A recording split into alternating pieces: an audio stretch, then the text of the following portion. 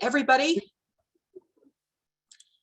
and welcome today to a very special workshop with Mykal Karl about compassion fatigue awareness. My name is Amanda Lanksteter. I am from Sullivan 180. Sullivan 180 is a non-for-profit organization created in Sullivan County to help us do a 180 on our health outcomes, as we have been at the bottom of the county health rankings for many years. And I am extremely pleased to be a part of the organizing team for this conference, made possible by Garnet Health, the Orange County Youth Bureau, and the Orange County Child Care Council. Before we begin, I would like to familiarize you briefly with the features here on Zoom, although I think we all have a little Zoom fatigue, and we are all pretty familiar with the features, but it's important that you know when you are not looking to say something in this meeting, please mute yourself to ensure optimal sound quality for everyone. You are welcome to leave your video on if you like. Certainly that's sometimes helpful to the presenter to see you and be able to interact with you, but the video on and off and the mute button can be found at the bottom of your screen as a mic or a camera icon. If you have questions during the presentation, you can put those in the chat and we will be sure to respond there or during the interactive parts of this workshop. You can also show your appreciation or your support for what you hear by using the emoji feature, which should also be at the bottom of your screen.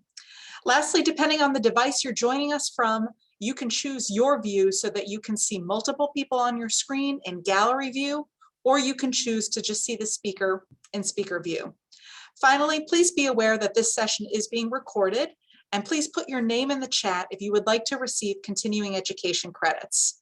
We will provide a link at the end of the program that will allow you to receive those credits. Now, it is my honor to introduce our workshop leader, Mykal Karl. Mykal Karl is the director of the Cattaraugus-Allegany Teacher Center.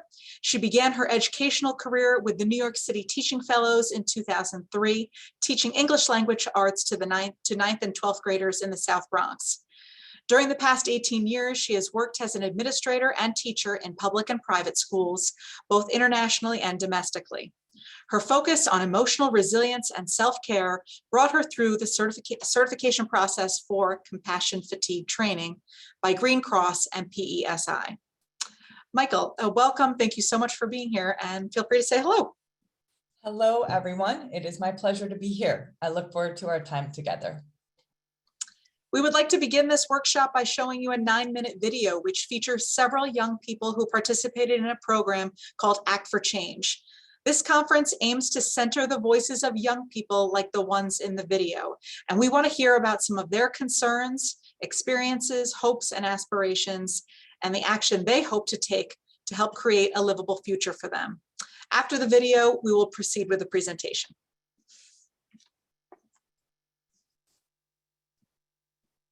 This is a coordinated activity happening across this nation, and so we are in a state of emergency. Black people are dying in a state of emergency. We cannot look at this as an isolated incident.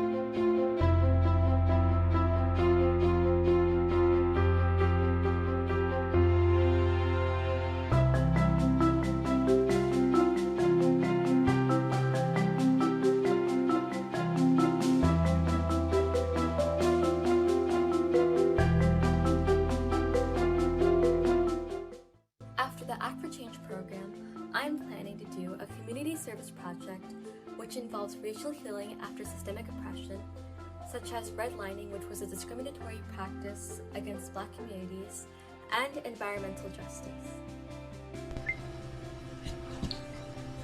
So I was asked the question of what's next for me. I know we were given opportunities to go again in another Act for Change or another racism thing. I'd love to do that, you know. I'd love to just spread awareness about this. And hopefully next year, I want to apply to Cornell too. So it's like literally, this has been such a dream, and it's just really amazing to see what, you know, teenagers and the youth can do just for awareness and just for our communities, you know. I think it's important that we all know that, you know, that racism does exist and we can change it, you know, no matter how young you are, you can do anything. So I hope that everybody realizes that. So I hope that answered the question. I learned many different things from the Act for Change anti-racism program, but I think some of the most important things I learned were the many different ways and shapes that racism takes, and also how to effectively combat it through the use of mass movements and individual action.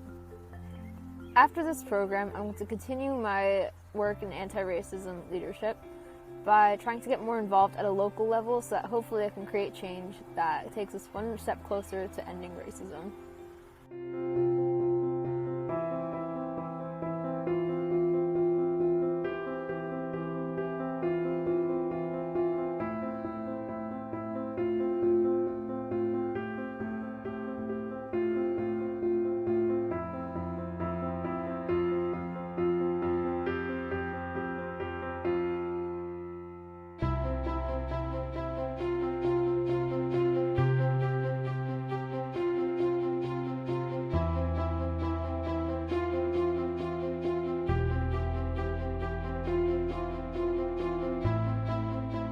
Over the course of the Act for Change program, I've learned just how deep racism goes and how many things it affects.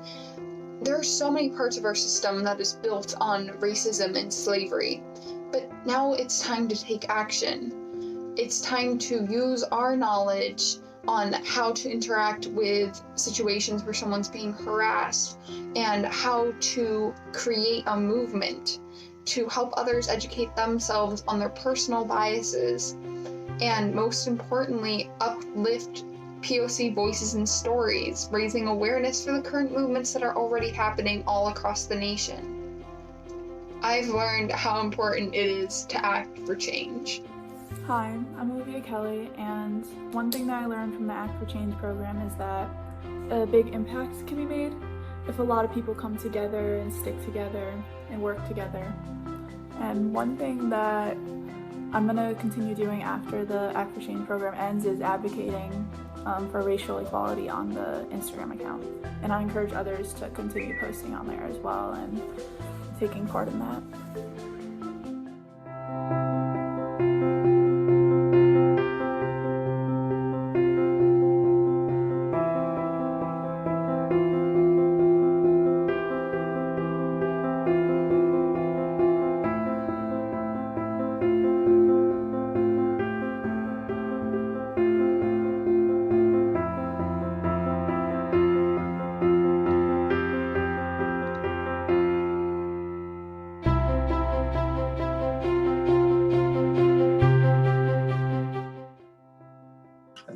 Some things that I were thinking of using, like the information and stuff that I've gathered from this program was, well, first of all, talking to like friends, and I have like this club that I started in my school that's like about promoting like social justice and activism, as well as like sharing different parts of different cultures and stuff. It's like Counterculture Club, I think it's called. Anyways, so I was thinking of like using some of the cool things that I've learned here to like help develop like presentations and stuff to help educate other people. I hope that I can educate myself more, but not only myself, more like my peers and my family, so that I could have more supporters in changing like my school, or like not changing my school, but giving like a group where we can talk about this and bring it to other schools. Well, what I'll do in the future is the knowledge that I've learned from this, I'll try my best to share it with others. And I would also take this as this great learning opportunity to do more things into learning about racism and the system and all that stuff, and like find more like deeper research upon this all, because learning about this has been like a really great eye-opener for me. After this, I want to be able to use what I've learned through these 2 cohorts and be able to use it in everyday life, which I have been using, and I just want to like use my knowledge and be able to share my knowledge and be able to persuade people that racism is real and racism is still happening after all these years. And people might not believe me, but after these programs, I just think like I can change the world. So after like doing these, I want to be able to put my knowledge, put my time into making sure we all live happy and free.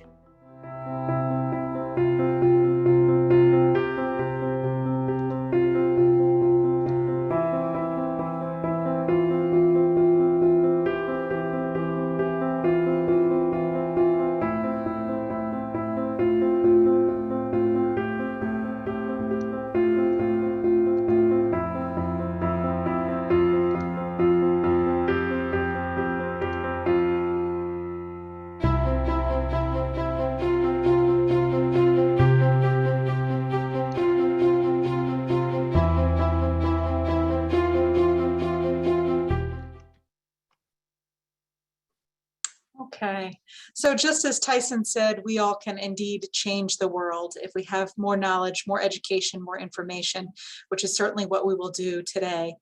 If you would like to learn more about the Act for Change program, you can indicate that in the evaluation that we will post here in the chat at the end of this session. And now I'm very honored to pass the mic over to Mykal Karl, who will share how her work supports youth in what we just heard. Thank you. Thank you very much. So I feel passionately about the microaggressions, the comparisons, the stereotyping. They all produce stress, and for some youth are nothing less than traumatizing. Compassion fatigue is all about trauma, and it's how it affects us when we're helping youth that are encountering these things. The video showed tons of hope, and I have the same hope for everybody that is on this call today, that we can learn about the natural progression of compassion fatigue, see the stages and the symptoms as things that we can address. But the first thing is the awareness. Just like it is with racism and microaggression, we have to increase our awareness that these things are happening everywhere and that we're not alone, that we can come together as a group to fight these things. So I'm going to begin my presentation now.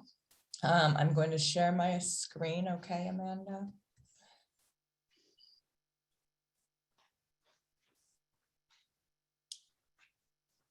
Now I'm going to make this slideshow available to everybody in the chat. And you can have it forever. You may share it with whomever you would like.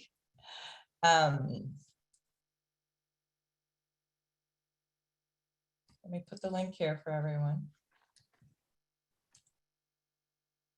So my name is Mykal Karl, and I'm the director of the Cattaraugus-Allegany Teacher Center. Over the past 2 years, well, 4 years now, I've been certified as a compassion fatigue trainer. I have over 20 years teaching, again in 7th through 12th grade.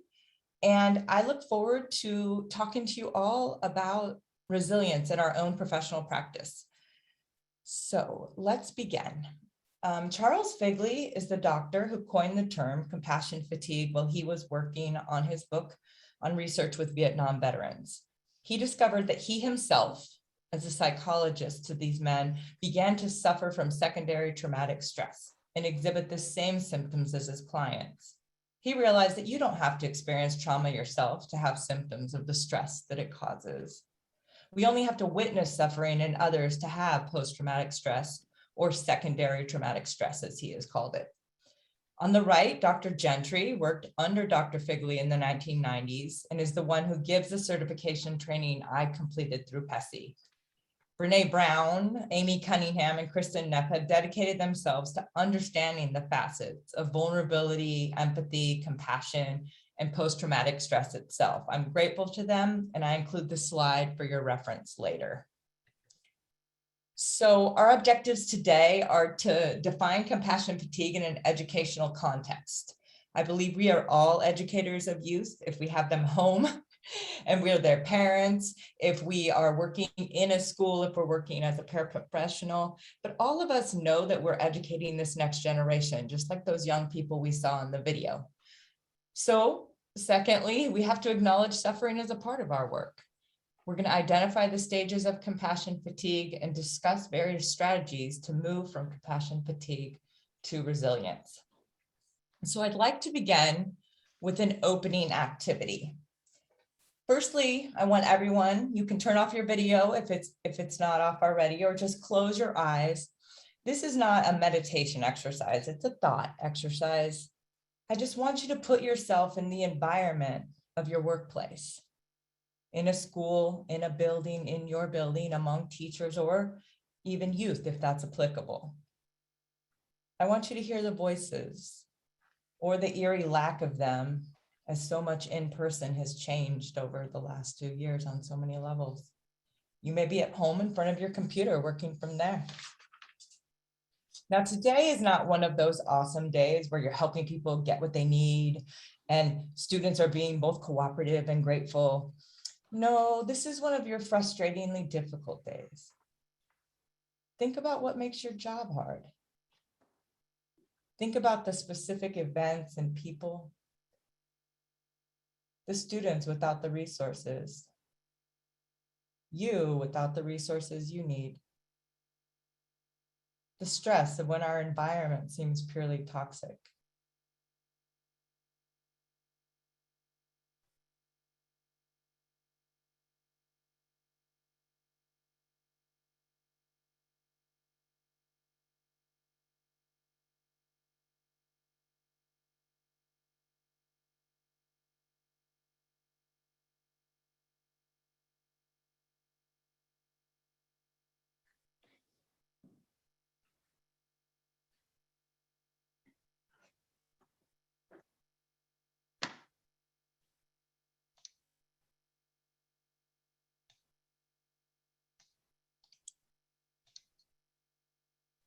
Amanda, did she freeze? She did, and I think we're all amidst a meditation here. Perhaps not the best meditation. Let me chat with her real quick and let her know. She's, oh, Dr. Karl, Oh, you're there back. you go. Oh, You're back. You froze, and I think you left us in a place where probably a dark place for most. Oh, that no. place. It's okay. We're back, but we were in that place where everything was kind of coming at us at the school. That that place. okay. And did you get to the point where I want you to think of 3 negative effects of your work? Okay, so that's where we were. We were in silence. And then I want you just to think of 3 negative effects of your work. 3 things that you see that you suffer from due to the job that you do. And when you have those 3 things firmly in mind, I wanted you to turn back on your camera, or you can just lift your little hand icon, right? For me, I have a lot of fatigue, right? I can wake up tired, and I know that that's coming not from the fact that I didn't sleep, or maybe I had those poor dreams that I have when I worry about a certain student. I also have that anger. I have a teenage son, and some days by the time I'm done with my work day, I come home and I'm like, if there's just one dish in the sink, I freak out. And I know that that's stress that I'm carrying with me. So think of those 3 things that stress, how that stress affects you. Okay, we're going to take those negative effects into a waterfall activity. So I'm going to share my screen again.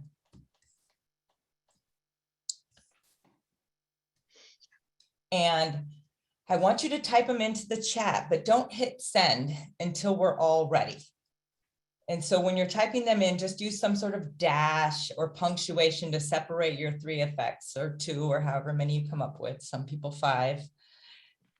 And when you're ready, I'd ask that you click on that raise hand icon. I'll give about 20, 30 seconds. Just type some of those things right now. I'm going to do the same. And make sure you're addressed to everyone. Can you say it one more time? The 3 things that were 3 negative effects that we feel like from our work. That what does stress do to you? What do you feel as those happening for you? Thank you.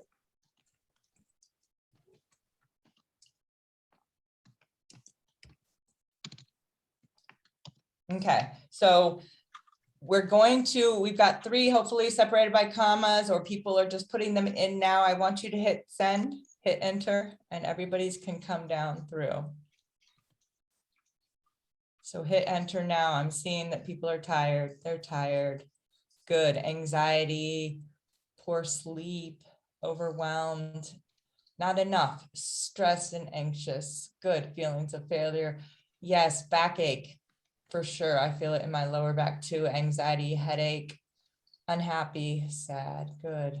Frustration, tired, anxious. We're working with highly dysfunctional families. Good. Tired, angry, uncertainty. Good, good. Shoulder pain, yes.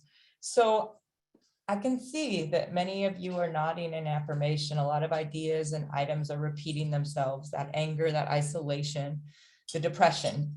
So Dr. Gentry began with this exercise in his compassion fatigue certification course, and I use it in my own for several reasons.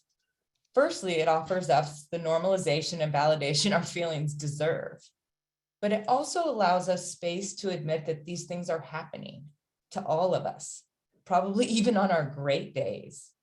Of course, most of us are comfortable venting and complaining to others about our job, but deep down, we may believe that if we were doing it right, if we just worked a little harder, things wouldn't be so hard. Admitting that we're negatively affected in our work goes against the myth of objectivity that Hippocrates established around 400 BCE. So we, as educators, as people working with youth, are supposed to be offering help and not needing it. We should just stay objective and stoic and to remain healthy. And Hippocrates also placed strength and vulnerability as opposites, and therefore any negative effects can represent some sort of chink in our armor. There are many problems with this paradigm, one of the greatest being that objectivity, remaining distance from those things that most influence us, it's an avoidance strategy. It's the flight of our fight and flight response. And what's more, it doesn't build or maintain the resilience that we need to remain present in toxic environments. And there is a third thing, that we live in an individualistic society. It can be a challenge when we come from a group of people who put independence and maturity as equal in each other. We want to do things alone. We want to kind of have that John Wayne cowboy. I'm going to get this done. I'm going to go off into the sunset. And so we tend to withdraw quite quickly in individualistic society as opposed to reach out. When people ask how we are, we can tend to be fine, as opposed to getting every answer under the sun about what's wrong with us. You visit other cultures, you'll see that they have that. So it's a natural challenge. It's inherent. And so we want to move from this acknowledgement of pain to an overview of how this fits into the definition of compassion fatigue. Okay, so compassion fatigue is essentially the combined effects of both primary and secondary traumatic stress and burnout. It's a state of tension and preoccupation with the trauma of others and our own emotional exhaustion that manifests in our hypervigilance, withdrawal, depersonalization, and reduced personal accomplishment. So some of you might be thinking, oh, this one is for the math-minded people. It shows the synergistic effects. So some of you might be thinking, nurses, first responders, and psychologists listening to stories of rape and abuse, that is secondary trauma. That's secondary stress, but teaching or just working with youth shouldn't be in the same category. But I want to take a moment to disagree. I began my teaching career in the South Bronx, where there were 159 freshmen in 2003 and only 27 graduated in 2007. That's 132 men and women lost. Today, I teach in rural New York, where my students don't have the basic skills they need, like they can't read in the 9th grade. And I send them back to homes where they may not eat 3 meals. Sometimes there's no heat, and the parents are struggling with addiction. That is trauma. I watch trauma each day in my classroom, from the trauma of poverty to the trauma of microaggression against a child's gender, skin color, or lack of popularity, to basic cognitive deficits that don't allow a child to keep up with his or her peers. I've spent 20 years witnessing my students fail to thrive, fail to garner the skills they need for the next grade. And not only do I have to witness the trauma, I'm the one assigning that failing grade. So I'd like to begin to learn just a bit more. So this is the other, from Sue McKenzie and Monica Whiteman. They're going to place compassion fatigue in an educational context. During the first half of the video, pay attention to any of the stages and note any idea about a stage that resonates with you. Okay, we're going to watch the first half. Hi, I'm Sue McKenzie. I've been in the education field for a number of years. I started as a middle school and high school teacher and have worked in training educators across the state. Sorry, it wouldn't let me go to full screen. Let's try again.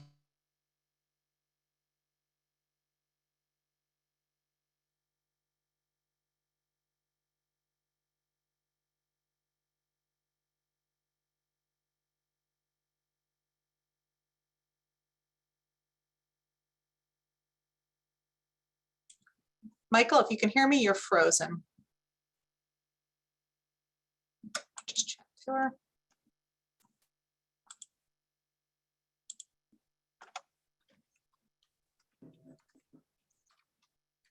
I wonder if she got kicked off again.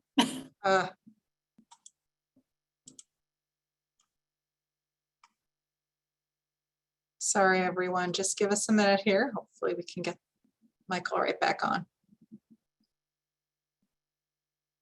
In multiple systems. Okay. And sorry. Oh, you're back. Conversation today Yes. by talking about compassion fatigue. Let me share. I'm very sorry.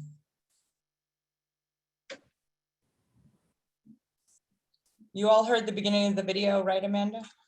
Just the very, very beginning there. That's exactly where we're at, the very beginning. Okay. Perfect.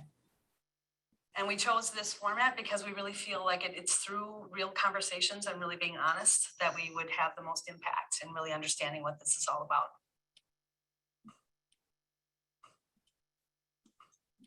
When you mentioned compassion fatigue being the elephant in the living room, at first it didn't make sense to me, but the more I thought about it, I realized that the elephants in our living room are those things that we're afraid of. And I think we're afraid of them because we don't understand them. I actually found this cartoon that we're sharing here. At the bottom, it says, I'm right there in the room and no one even acknowledges me. Mm-hmm.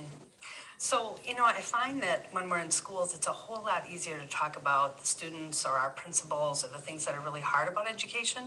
And what I really think is important to be able to reflect on how we are in the work. And so we want to tackle compassion fatigue in this really kind of open and honest and vulnerable way, so that we can teach about it, but also be real about it, so that people understand what it is, they can avoid it. If they see it coming, recognize it in themselves, and then restore some balance so that they're feeling better in their work and about who they are.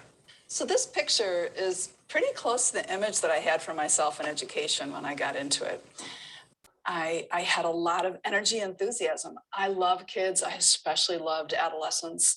And I wanted to create an engaging environment. And I was pretty sure the kids would get along with me okay. And I even knew about problems and troubled lives and the kinds of things that might come into the classroom. I felt really ready to deal with it. I wanted to be there, and I wanted to be that connector and educator in the classroom. So what I wasn't prepared for was really how hard it would be. These images that I found actually bring tears to my eyes, because I'm thinking about some of the kids I've worked with that I honestly still think about. I told you last night about a boy named Chad. I was 24 when I met Chad, and I still wonder, where is he? How's he doing? And it makes me realize that we so often have stories that aren't finished as educators. And what does that do to us? I certainly have some, and I know that you have some. I love, there's a quote by Rachel Naomi Remen that I want to share. I think it says maybe where I was in the beginning of my career. It's the expectation that we can be immersed in suffering and loss daily and not be touched by it is as unrealistic as expecting to be able to walk through water without getting wet. I kind of started there, and then I got wet. Right. And it didn't always go so well, but hopefully I've learned a lot along the way of how to deal with that. So compassion fatigue, how do we define it? So certainly in my experience, I've gotten wet right along with you. And I've realized that compassion fatigue is really about, if you have an open heart and you're a witness to a lot of difficult struggles and a lot of pain in people's life, that you will be impacted by that you will have, you will feel the heaviness of it at times, and it might affect your ability to be compassionate. It might affect your own well-being. It might affect your effectiveness. One option is to just kind of back off emotionally, to kind of go numb, to start blaming. And there's actually stages that we found in research that people go through that might help us to delve a little deeper into what this actually is that we're talking about.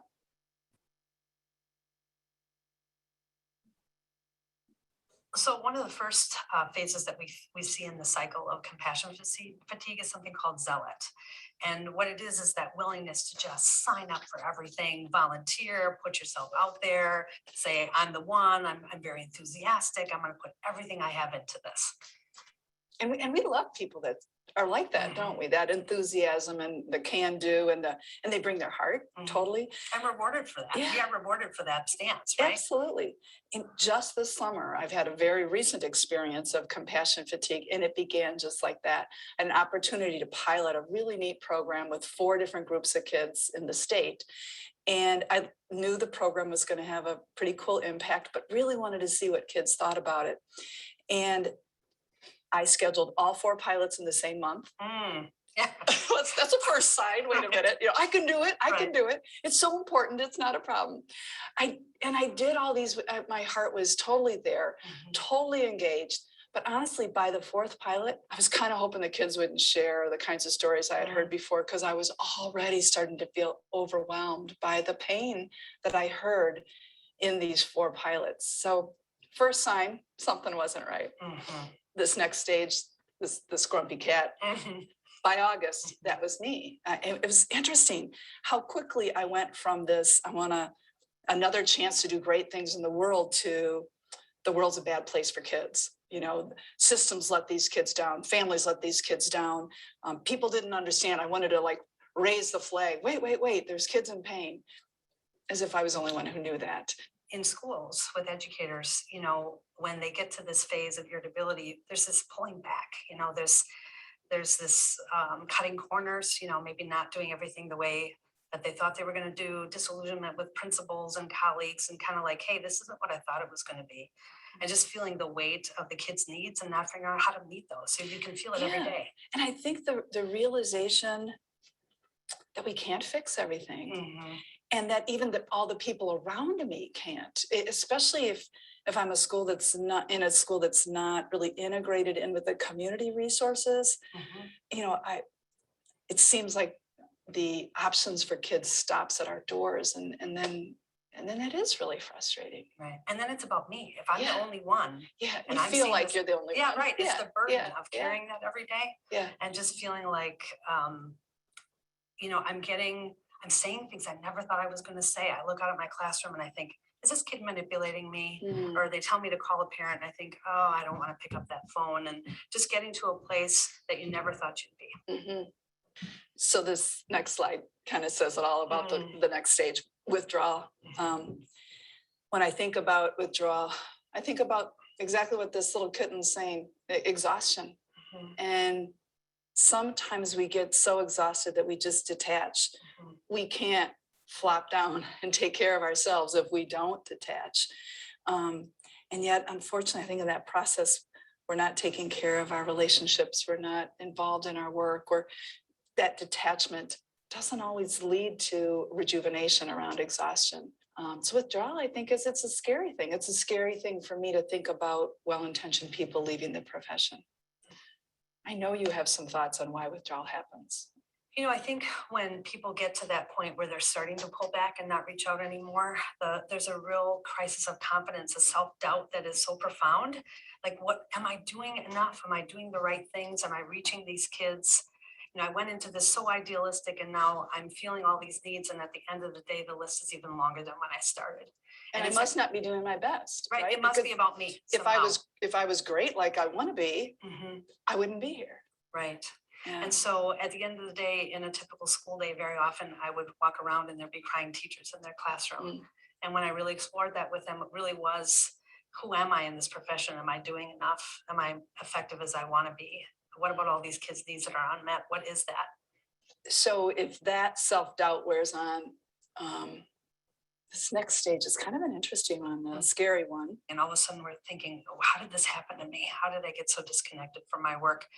And we see educators go through periods of sleeplessness and hypervigilance and just worrying, like not just so much about the individual kids anymore, but about the work. When you say anxiety, I'm thinking about one way people talk about this non-specific worry. Anxiety is there's just that pervasive sense that something's not right, things aren't right. And that kind of makes sense to me. Of when you're overwhelmed with that feeling, you can't sleep and you are hypervigilant, but you don't always know why. You've lost connection with even the focus of all of that. And that's where we're back to the elephant in the room. Yeah. If we can name it, if we can be aware of it, if there's vulnerability in saying, I'm tired, I care so much about these kids, these families. I don't want to be angry. That's right. This isn't who I am. Yeah, we're at a crossroads then. So at that crossroads, it's really a question of, are we as individuals, as systems, going to get sicker? Or are we going to address that elephant in the room and move towards renewal? It takes guts. It takes guts as systems to step back and say, the well-being of our staff, of ourselves, is critical. And we're going to do what it takes. It takes guts as a person to say, I need help. So I'm going to move forward and spend our time thinking about what might renewal look like and what did it look like for us. Okay, so before we jump right into renewal, in the chat, please feel free to type anything that impressed you or that sounded familiar about those stages of compassion fatigue. One of the most powerful parts of the presentation for me was this idea of white elephants, of us educators not really acknowledging our own unfinished stories, our chads, as Sue McKenzie phrased it. And perhaps we skip over the stage of naming our suffering for fear we'll get caught in some self-pitying narrative or fail to get out of bed in the morning if we're so focused on the negative. The problem is this is avoidance as well, right? A flight from the problem before we can exercise resilience to improve our reality, an attempt to stay positive, to man up or power through. That's my personal favorite. It avoids the reality that our work environments can be toxic, and slapping a smile on our face and saying, well, it could be worse, is not building resilience. So there were stages of compassion fatigue offered in the presentation. These are the ones here, right? They're both macro and micro stages. There's some days that I feel as though I've cycled through every stage in that one day or in that one project, and certainly with one individual student. And it's also possible to see that each of these stages is a coping mechanism for the stress that we feel. When things are difficult and causing pain, I easily withdraw and say, then forget it. I'm not even going to try with that kid anymore. Or I become irritable and blame my administration or even the governor or the president, saying, I don't have the resources I need to be effective. Even being a zealot and taking on more work is sometimes how I cope with stress. It's almost like I can avoid certain tasks and people by becoming overcommitted to the next big project. So I want to share with you all the signs and symptoms that come in intrusive avoidance and arousal. So intrusive symptoms are thoughts or images associated with student trauma, obsessive compulsive desire to help certain students, an inability to let work-related matters let go of, thoughts and feelings of inadequacy as a caregiver, avoidance symptoms, loss of enjoyment in activities or cessation of self-care, loss of hope, sense of dread working with certain students, loss of sense of competency or potency, secret self-medication or addictions. The arousal symptoms are increased anxiety, impulsivity or reactivity, increased frustration or anger, sleep disturbance or difficulty concentrating. So now I'm going to read through the symptoms of compassion fatigue, and you can take note of those that sound familiar. The symptoms aren't a diagnosis, and they're signs that you should be doing something to counteract the effects, right? They're neither badges of honor nor badges of shame, just as we would rest, take vitamin C, and drink plenty of liquids if we felt the symptoms of a cold. With compassion fatigue, we use certain actions to combat these symptoms, right? So physical symptoms. I've had increased absenteeism or sick days. I've been feeling physically ill. I've been feeling fatigued, been feeling keyed up and nervous. I'm doing less rather than more exercise. Normal sleep has been more difficult for me. I've lost enjoyment in intimate activities. Psychological symptoms are, I've noticed myself being more cynical and pessimistic. I've tried to avoid feelings by numbing or shutting down. I've had work-related nightmares or bad dreams. I've lost interest and enjoyment in activities. I'm doing less rather than more exercise. And I have difficulty in making decisions or make poor decisions. I feel like I've lost some of my self-esteem. Emotional symptoms, I have anger directed towards my supervisors or colleagues. I've been feeling flat, depressed, and hopeless more than I used to. I've been more angry and irritable than normal.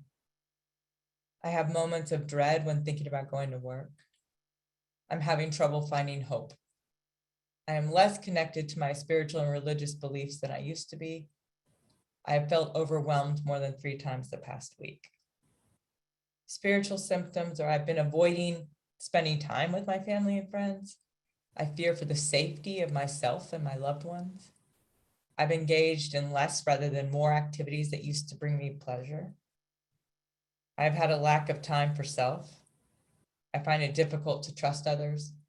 I have feelings of despair and hopelessness. And professional symptoms, I've been unable to get work or work-related issues out of my head. I have unwanted memories pop up in my head of past events from work. My productivity at work has been reduced. I felt like quitting my job more than once. And I find paperwork and menial tasks getting in the way of my enjoyment of work. So now we're going to finish the video presentation from our 2 educators, Sue McKenzie and Monica Whiteman. The second half focuses on 4 keys to resilience. Please take note of some of the suggestions that impress you or that you already implement in your own self-care practices and your own methodologies. We'll be sharing out our impressions of these 4 keys to resilience on a Jamboard at the end of the presentation. We're going to have new kittens every year as educators, right? And so what's the approach that we can take that allows us to build emotional bonds? Because we know connection is so critical with the students that we teach, with the parents, with our colleagues, but how do we do it in a way that just makes more sense for everyone? And I believe one of those key pieces is that we get out of the fixing mode and more into the resilience mode. In addition to that, I think about this non-anxious presence. We talked a lot about the worries and the anxiety. And one of the influences that we have is to show up totally present to what we're doing. Just do what we're doing while we're doing it and give it 100% of our attention, not looking back and worrying so much about yesterday. Oh, this again. Yes, yeah. Or looking forward and saying the next thing that's going to happen is going to be really hard, but just staying present. Because starting with that will allow us to take better care of ourselves. Our self-care can improve. We move to intention rather than reacting because we've named this thing that is getting in our way. And we know that the solution in part is just to show up totally present without carrying worries every day. And when I'm present, I'm listening, I'm aware, and I'm kind of going back to that resilience. I'm probably going to hear some strengths out of you. If it's all about me, what I thought of yesterday, where I think we need to go, I might miss that you have solutions. And how do I just help nurture you to be able to put those solutions into action, whether it's for a math problem or a problem on the playground or a colleague coming to me with things. Yeah, that presence, I think, is a lot about realizing the strength of others. And it's what the kids tell us. Yeah. They say, you know what, it wasn't because somebody fixed it. Yeah. It's because somebody truly got me. Yeah. They listened, they were present for me. That's it. Believed in me.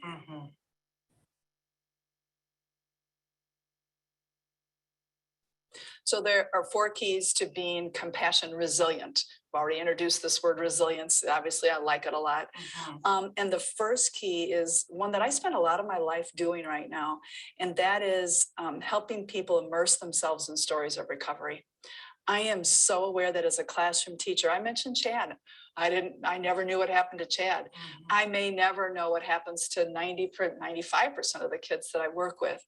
But what I can do is be sure that I listen to stories of resilience of youth in general, of families. You know, when I worry or think this family needs to be fixed, I need to help myself understand resilience by purposely listening to great stories of families who have been able to find the resources that they need, who've been able to have children go to college and be the first person in their family to go to college, or the number of times that I hear from young adults that I interview about the challenges that they faced in education, who say to me, it was that one teacher that believed in me, that welcomed me into the classroom, that made all the difference in my ability to move forward. That teacher never knew it. And so you may not hear from the kids that you interacted with directly, but we can purposely try to keep ourselves immersed in stories of resilience in youth and families in general. The other group that has a story of resilience are our educators themselves. They have stories to tell that where they, were getting a little lost in the profession, found their way back through support from other teachers or from reconnecting with their work, learning something new and growing every day. So our teachers have the same resilience stories that they can tell. So when you notice compassion fatigue, you're in that zombie stage, hopefully you catch it sooner than that. One of the options is to reach out to a colleague. And that's really the second key that we're going to talk about in terms of being compassion resilient is how do we connect with our colleagues? So this key of reaching out to colleagues is a very important one. It's about being able to be transparent and being honest, finding someone, one other teacher, part of your team, maybe your administrator who can say, this is what's real for me. These are my successes. These are what's hard. But I think people who connect with their colleagues, who find a way to be authentic in their teaching and be able to share that with other people, kind of reduce that isolation and that frustration that people feel when they're really exhausted. So the third key that we really want to think about is trusting the strengths and the resiliency of our young people, and also really getting where the limitations of our role are. So that, if we know that self-doubt and not feeling like we're never doing good enough is getting in the way, we can say to ourselves, being the best teacher, the best social worker, the best youth worker is enough. It is sufficient to know that in my role, if I do my best every day, that will be, it's not something I have to carry. I don't have to work harder. I don't have to keep going more. I remember the moment in my own career when I realized that our families and kids have their own stories, and that if I listen well and really trust that they have the strengths and resiliency to move on, that it wasn't about me fixing it or making it better, that my role was, I felt more calm, I felt more centered in my work when I trusted them. I think about the interviews I've done with young adults and youth around mental health challenges, and 2 things that they've said over and over again that they needed from adults. Believe my pain is real. It's hard. Sometimes we want to deny it because it's hard to hear.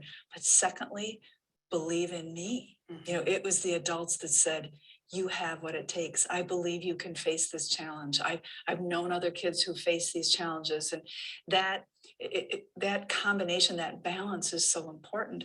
I don't have to fix a mental health challenge when it arises in a youth that I'm with. I may want to, but actually the best thing I can bring is a safe environment for them to learn and be engaged, and to have someone believe in them in that environment. And also be able to honestly say, I get that it's hard for you right now. Yeah. So our role, I see it a lot, and I see it in myself. You know, you want to do more. But it's been great for me recently. I've been surrounded by more colleagues from different sectors in the community, and I understand now that there is a community out there, and how do I connect in with them keeps me doing the best I can at where I'm at, and not feeling like I have to do it all. So the fourth key in compassion resilience is really about self-care and about balance, and really making sure the mind, the body, and the spirit are working together to be at your best when you show up to school in the morning. And I know for me, I was working in a middle school. I was a social worker. I found a friend, a neighbor who was a teacher in a different district. And we started to walk in the evenings and just deeply share about what was going on in our lives. And we kind of held ourselves to tasks that we wanted to grow as people. And did that mean crying and gnashing our teeth and laughing once in a while? All of that. I really love that example, because sometimes we look at the physical, emotional, spiritual, intellectual, social, it's kind of like a checkoff box, you know, how am I doing here, here, here? But oftentimes it's in that one experience that you give yourself that it is all of those things. When it comes to emotional, this notion of a balance where fear, hate, and isolation are over here, and love, laughter, and forgiveness are over here. And I literally will ask myself, when I feel a hateful thought, love, laughter, forgiveness, where is it right now? And I like to think of it as almost a prescription. Spiritual, what comes to mind for you? I think spirituality is an individual path, and there's no recommendations that are one size fit all, but I think having a deep awareness about yourself and what this work is, taking time in a beautiful place, whatever that may be for you, to really reconnect with who you are, your sense of self, your sense of service. I mean, you really do have a sense of service, and being able to connect with the purpose of all that, being able to restore and to go back to that place where you feel filled up. And it does take a practice. Whether it is go to a service or it's just saying, once a week I'm gonna be in nature. I do think that connection with meaning and purpose is something we can offer to ourselves on a regular basis. That's really helpful. The intellectual one was interesting to me. I used to teach about stress reduction, and I loved talking about this intellectual side of us. And basically what it says is our minds are very flexible. And when we focus on one topic all the time, our brains get a little rigid. I think this notion of keeping our brains flexible, because we know when we're in a complicated situation in the classroom, we need flexible brains that don't just go with the way we did it yesterday. So I like thinking about intellectual as flexibility rather than just intelligence. And then lastly, the social one.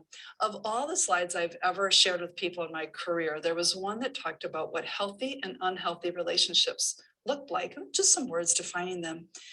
And I got so many requests for that slide, and it kind of made me sad, because I think what it said to me is that many of us are in unhealthy relationships and we're not sure how to get out of them, how to manage them. And so I think saying no to things is a lot harder than finding what we want to say yes to. So I like to think of it as, do you have 3 healthy relationships in your life? Three relationships where you aren't expected to be anything other than who you are, that celebrate who you are rather than ask you to adjust something in order to be acceptable. And if I can focus on those 3 relationships in my life, those unhealthy relationships become less of a priority, and they don't infiltrate my soul as much if I focus on those 3 healthy ones. So centering, balance, hopefully it doesn't feel like a prescription. Hopefully it feels like an invitation.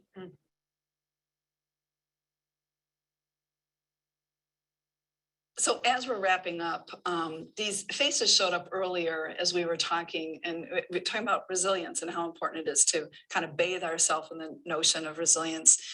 These 3 stories are all youth who, when they talk to me, pointed to educators in their life. It was just awesome. Charles talked about the educator that helped him to laugh. And each day he would laugh with this educator.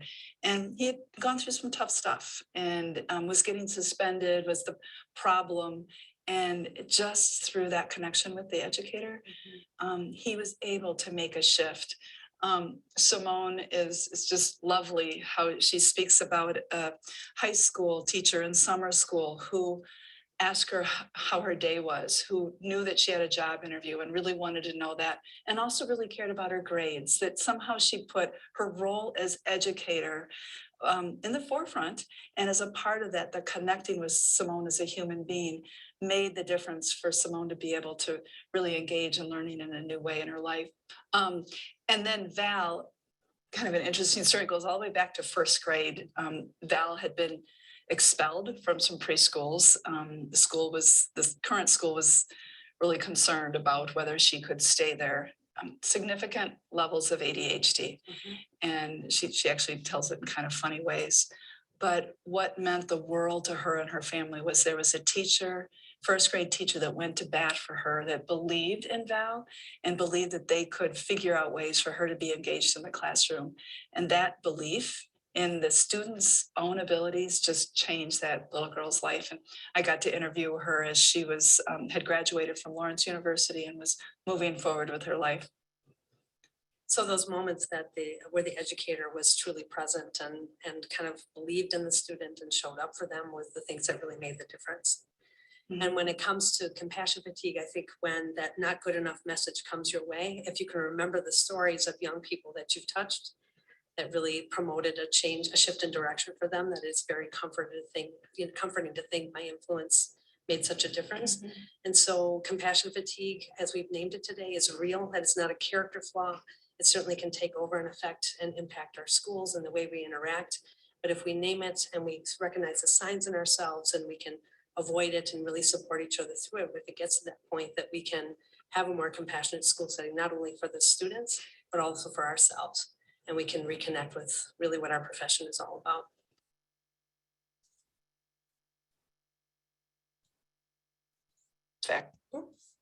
Okay. So staying present. It's not just about meditation and Eastern philosophy.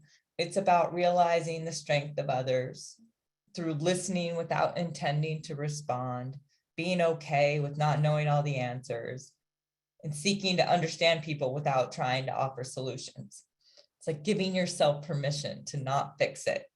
And this can be a challenge when we're working with young people as educators, as counselors, as the people who are supposed to know and be giving answers and solving problems. I think it can be particularly problematic for us to give ourselves permission to just not fix it, right? It's also about celebrating tiny joys and reducing distractions. And it is also about mindfulness practices like feeling your feelings and listening to your body. This presentation will be made available again at the end, and this is a link here to some resources about staying present. During a training with Kristen Neff, she said, mindfulness is a willingness to observe our negative thoughts and emotions with openness and clarity. I share this idea here so that we can observe that we must be present and exercise some level of mindfulness just to acknowledge our pain and the pain of others. In fact, compassionate self is said to have as its first two steps, one, acknowledge that someone is truly suffering, and then two, through acknowledging your common humanity with that person, you see that suffering is a natural part of life, right? So I want to take a quick poll in the chat really quick. So I think it can be a challenge for us to pause during the day and just acknowledge that things are hard. Like this is a moment of suffering, Kristen Neff likes to say, just putting your hand on your heart, not that we all have this practice, but just acknowledging that we're having a bad moment without needing to fix it, without needing to do anything, but just give it a moment to observe our negative thought or emotion. So for all of you, the poll is like from 1 to 10, 1 being, I've never done such a thing. It does not sound like a good idea. to 10 being, I do this all the time. I pause throughout my day. Where do you guys feel like you are at acknowledging when you have painful things, being able to find that moment to say, this is hard for yourself, not for other people's, but just for yourself? I'm going to look in the chat and see here. What have we got? What are some numbers between 1 and 10?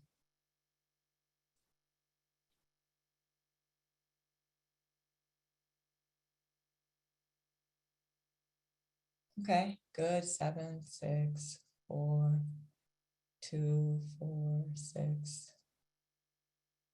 So when I was first introduced to mindfulness, I really, this part wasn't really taught to me. I mean, I grew up in California, so I definitely understood that people can meditate for hours and days, but I didn't realize that there's this space that we need to acknowledge that things are hard for ourselves. And that common humanity of compassion is very, very important, because if we know how to give compassion to everyone else, but not ourselves, then the implication is that we stand outside of what it means to be human, that we've placed ourselves at a distance, and that can cause a lot of the negative emotions of compassion fatigue that we have, right? Elena Aguilar wrote, if you want some distance from your emotions, imagine your feelings as cartoon animals or furry creatures, friendly animals. All of your emotions, even the scary ones like anger, are actually friends that want to tell you something. If you haven't seen this movie Inside Out, I highly recommend it. So many people use mindfulness practices to learn how to accept all of their emotions as friends. This is a reference slide for you to use later if you wish. Tara Brach offers a 1-minute and 5-minute meditation that are linked to the slide for quick focusing throughout the day, or just to begin a practice of mindfulness, to add to your current routine, just 1 minute. Insight Timer is a free meditation app that offers yoga and all sorts of courses. I highly recommend it. It doesn't ask you to pay after 30 days or anything. It's completely free. I've also included a slide with a linked video from Jack Canfield, an expert in the field of being present and living mindfully. His advice in this video is practical and easy to implement. Our video presenters offered as the first key to resilience this idea of immersing ourselves in the stories of others that demonstrate how resilient and strong we are as humans. This slide includes a link to a YouTube playlist that I created of uplifting and real stories of how we cope, and sometimes how we use the hope of others as our own rope for tomorrow. There's a link at the bottom for inspirational teacher movies. I'm not sure how many of you guys are teachers, but those are always uplifting. We can also become aware of how the stories of resilience of our students can heal us. I had this experience during COVID when my UPS driver knocked on my door and asked if I remembered teaching him back in 2010. I certainly did. It was so great to see him. But it wasn't until weeks later, when I was telling the story to my husband for like the 10th time and reveling in the experience, that it really hit me that this young man was one of my Chads. He had nearly failed my senior literature course, could rarely manage to have his assignments in on time. And I knew his family situation involved extreme poverty and alcoholism. And here he was driving for UPS, thriving. You know, I look into every UPS truck now and I see him quite often around town, small town. And I take a moment to let this knowledge heal me and heal the parts of me that will never know about all my other Chads in the South Bronx. And even here in Cattaraugus County. And for me, the opposite of this is exposing myself to trauma and tragedy through news and movies. I have to be aware that when I'm at a low and my stress levels are high, my empathetic nature becomes quite hopeless in the face of more tragedy, particularly horrific images or ideas from the news that stick more in my mind when I have other worries plaguing me. So in the video we watched, this resilience practice was labeled as understand our role and limitations and the strength and capacity of each child.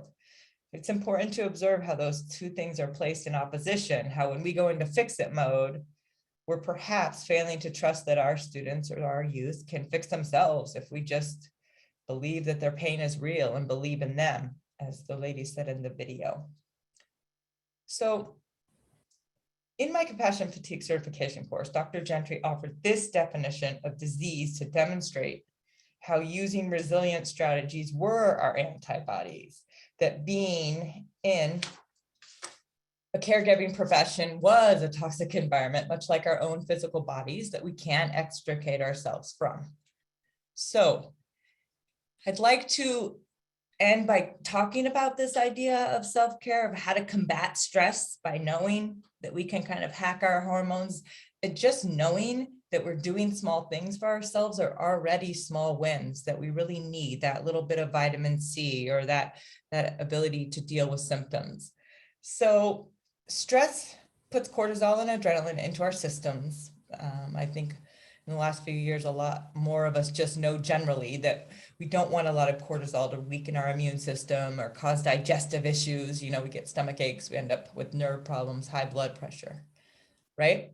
And so we want dopamine, oxytocin, serotonin, and endorphins to be in our systems, right? They come naturally through laughing, massage, sunlight, meditation, some of the things we already know. But if we think about it like, okay, if I'm in a low right now, then what are some of the things that I can do to kind of hack my hormones? That's how I think about it.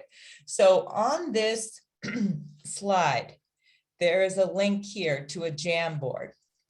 I'm going to also put it in for all of the rest of you as well. And I'm going to teach you guys, just like I did in my last class, how to use the sticky note feature. So the first thing I'm going to do is I'm going to share this with everybody. You can all copy it. And come on and I'll show you.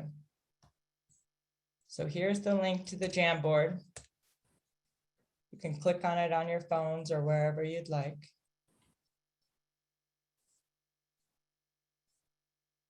And all of the things here are available for you to either circle if it's easier, if you're on a phone or something like other people have done, or you add your own. So I'm going to show you how to do both of these things. So a sticky notes here. So we're looking at physical self-help things. What would we do physically that would give us some of those happy hormones we're talking about? What are some of the things that we already know we do? You know, and if it's exercise, let's be as specific as possible. Maybe walk around my building before work. So we're looking at kind of giving each other some great ideas that we can implement into a day. Just the idea that we should be exercising more is actually probably creating more stress for us. But finding small little hacks, like I'll walk around my building if I, for some reason, show up 5 minutes early. So that's how you would put a sticky note in. You grab it in the corner over here.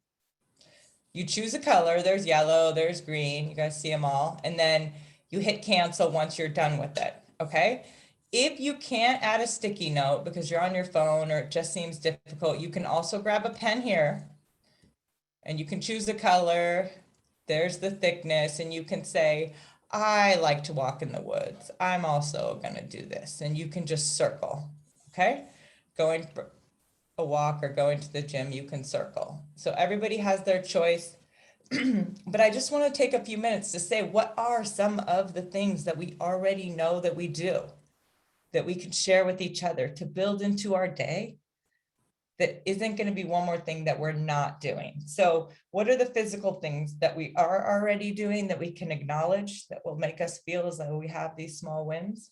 So once you put your Post-its, they'll come up here, or you can use, like I said, this pen to circle in any way that you'd like. So there are many frames here. There's different ideas on this first one, but I am over here on slide 2.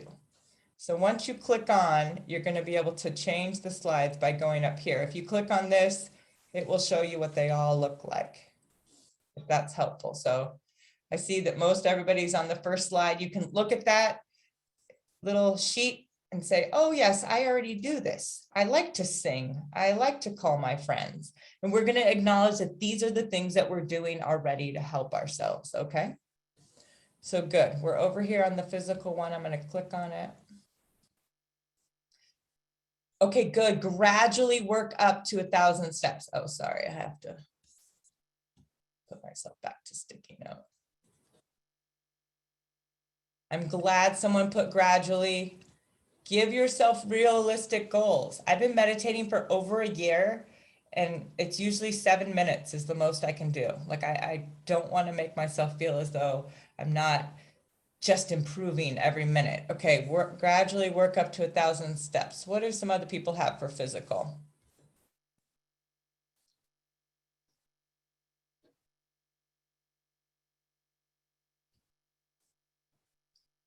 Go outside and volunteer. Some people put on.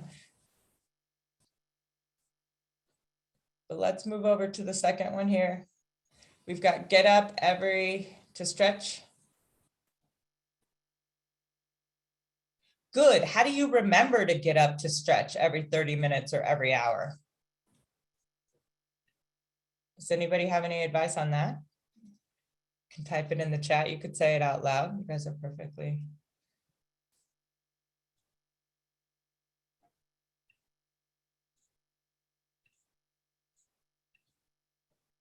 Saber morning routine. Good. During classes, I sit on a ball chair instead of a straight wooden chair. Good idea. Good idea. Because my stress sits in the bottom of my back and then I sit on my chair. I have one of those kneeling chairs, but it's not quite doing it.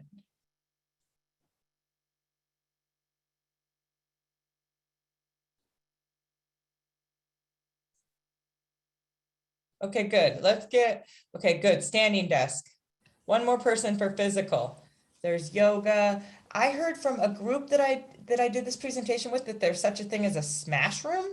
I don't know if you guys have heard of this, but I guess you can go and smash people's stuff. I don't know how much it costs or where they are, but apparently they exist to physically get out some of that stress, right? If we don't just want to exercise, there are plenty of other things that we could do. Clenching all your muscles really tight and then letting them go. 10 seconds for the upper body, 10 seconds for the lower body. That's some ways that I get rid of stress. Okay, let's look at spiritual for a couple minutes. I'm on the next one, spiritual. So what do you guys think? Do you want to circle some of these? People have already put up, keeping a gratitude journal, listening to calming music.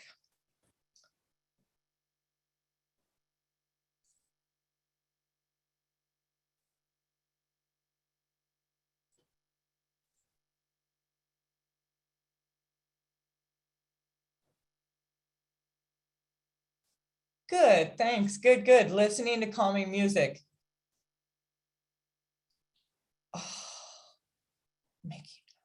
Oh, the breads, making food is excellent.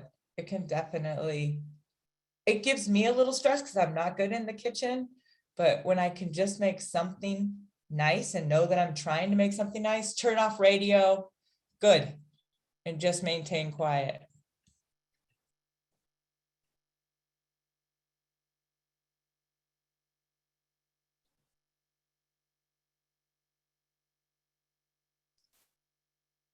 Good, appreciate the little things. Sometimes it helps to have an app. I have the gratitude app. I also have an app called I Am. It's completely free and it does affirmations. I never used to believe in affirmations and I still wish that they didn't work, but I took my blood pressure before and after reading some cards, even though I'm more of a skeptic. And it calms you down to be reminded of things that might seem corny. So appreciating those little things, use an app or somehow bring it into your daily life. A couple other people on spiritual, anything else?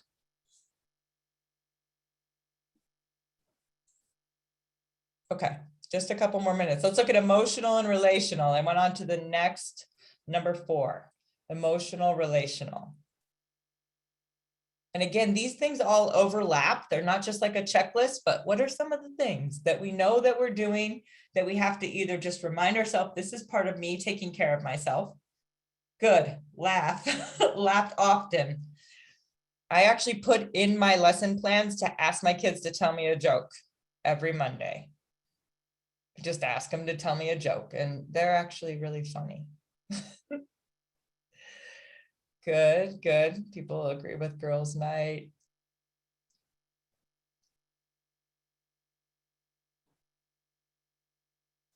Retail therapy. Yes, this is shopping, buying something that makes you happy. And again, allow yourself permission to know that this is a real thing that can make you feel happy instead of feeling guilty the next day or feeling bad. Good. Weekly family Zoom. Great. Getting to see people and connecting.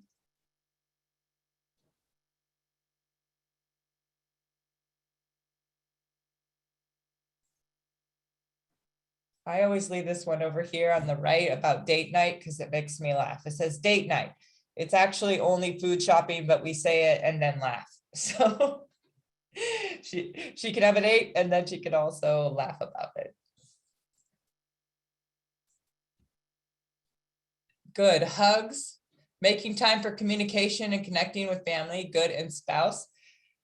I read a book called Burnout that talks about hugs. It says that if you can hug someone or something like a dog or a cat for 20 seconds, that it changes the serotonin and the cortisol levels in your body. It's been scientifically researched, right? But you have to do it for long enough that it actually makes your body feel like you're completely safe, right? Almost an intimacy. So 20-second hugs, and they also say 6-second kisses. Treat yourself, whether it's buying something as small as a coffee. Good, good, good. And having the intention that I really like this thing and I'm getting it for myself. Good.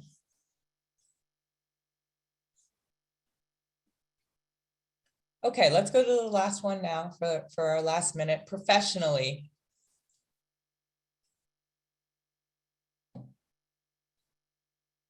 We've got different things. No working on weekends, no email either. Email-free Sundays. Do not compare with others. This can happen naturally in a workplace. You guys can circle some of these or add your own. This one was actually mine because I teach high school and I put let my high school students use crayons. We had a lot of fun that day. Deal with tomorrow. Don't let Monday, good. Ruin Sunday.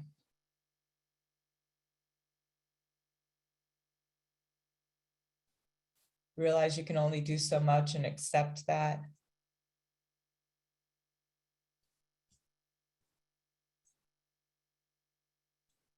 Good. Open dialogue with my team about burnout being, yes, the silent team member that we have to acknowledge. Certainly. And that it is a natural process that we're going through, that compassion fatigue is not, obviously we can treat the symptoms, but we don't usually think we're bad people if we get a cold. And if we were professional athletes and playing tennis and we got tennis elbow, I'm sure the physical therapist would probably tell us we could have done better, but at the very least, we understand that certain injuries, certain things are going to come. And just talking about it takes away the loneliness. And I think half of the symptoms come from the idea, like I said at the very beginning, that if we were just trying a little harder, that if we, personally could do something better, it wouldn't be so bad. Okay, well, I want to thank you for your time. I'm going to place the compassion fatigue Google into the chat one more time, all of the Google slides. You're free to use it or share it however you would like. There are many links that I didn't go through in the presentation because we didn't have time, but they're there for you. I think that Amanda also has a follow-up. Is that right, Amanda? Sure. I do want to just, open it up for 2 or 3 minutes for any questions in the chat that may come through. So feel free if you have very specific questions for Mykal that you'd like to ask.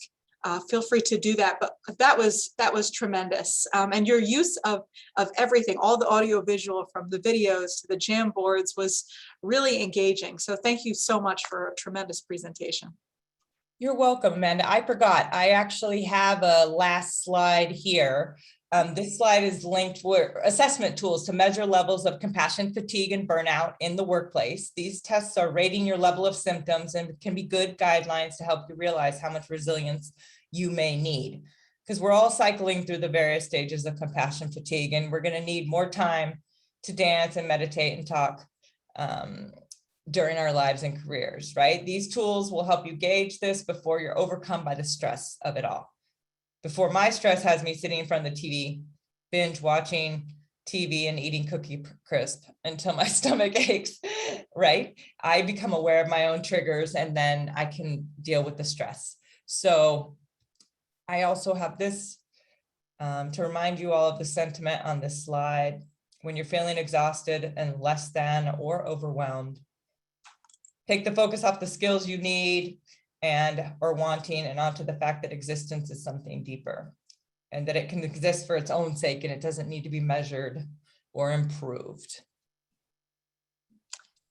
That's my contact information. Perfect. It's perfect timing, Mykal. We just got the question of if it's okay to basically reach out to you. And I know you said that before everybody got on, that absolutely you're open to that. Definitely. And I like the New York State Teacher Centers have free longer courses that I give on compassion fatigue, on compassion toolkits that you can get into in the winter and the spring, certainly for free. Just give me an email and I can set you up with the links for those as well. Definitely a lot of follow-up on this. Outstanding. Any other questions in the chat? Just a minute here. Can I go back to the test slide? Yes. Yeah. There you go. The ProQual is the professional quality of life test. It's awesome. It's going to rate your compassion satisfaction, your burnout rate, and your compassion fatigue.